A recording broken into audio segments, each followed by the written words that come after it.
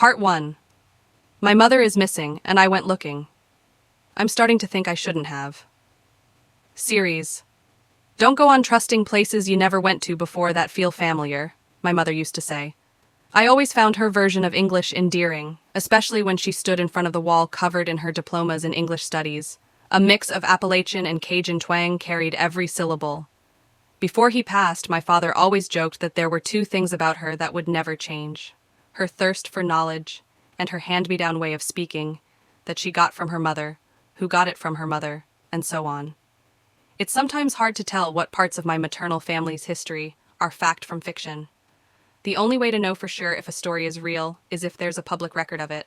For example, the oldest piece of evidence I've found that her side of the family exists is a handwritten marriage license from 1806.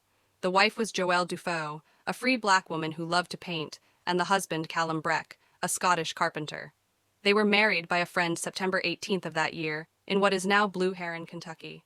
Over the next 186 years, the Breck family would spread out over the eastern U.S. until my mother, Eugenia, would meet my father, Bertram Havoc, and move to northern Colorado.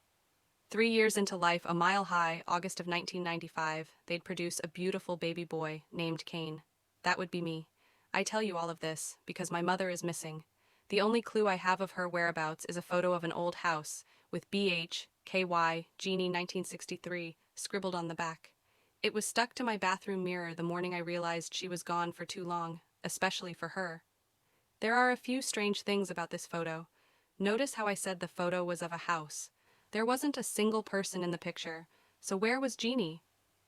Also, my mother was born in 1968, so if Jeannie is supposed to be a nickname for Eugenia, that also doesn't check out.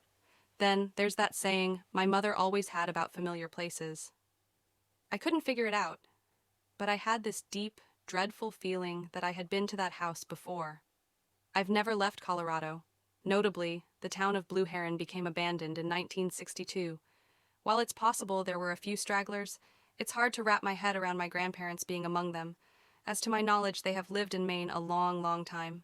Finally, possibly the least weird, this picture looks like it was taken well before the 60s. Sure, it could have just been an old camera, but it still feels strange, holding the cracked and worn photo so delicately. It's been about 2 months since my mother went missing. Local police haven't been much help, mostly saying she's grown, and so is her only child, so it's not insane to think she's just out traveling. But, knowing my mother, it absolutely is insane. She loves Colorado, she loves her job, she loves the memories with my father, she loves me. I can't fathom her up and leaving it all behind without a word. And so, about a month ago, I went to Kentucky. This house was not easy to find.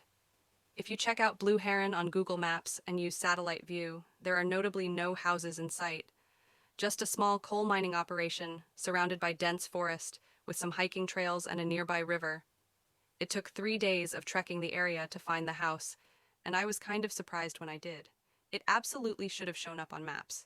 The plot of land was flat and easily 5 to 7 acres.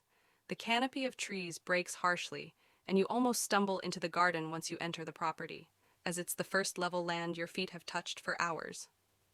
The house, while definitely old in architecture, looked to be meticulously maintained, but also devoid of life. And, behind the house, a large field of almost endless lavender. Once you pass the tree line, the smell is almost sickening, burning your nostrils with intensity. When I first arrived, I stood at the tree line for a long time. My feet felt stuck in the mud below them, and it was suddenly so easy to breathe, I almost couldn't. I was washed with a feeling of nostalgia that was honestly a shock to the system after so much aimless wandering. It took until I was almost at the door to notice that, beyond the lavender, there was a distinct smell of freshly baked bread. It made me step back a bit, and I saw there was smoke coming from the chimney. Tentatively, I walked up the steps and initially put my hand on the door handle. I don't know why, but I stopped and knocked.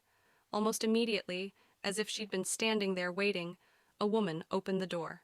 My first emotion was surprise, then relief, then nervousness. In front of me stood my mother, smiling. Or at least something, pretending to be my mother. By all account,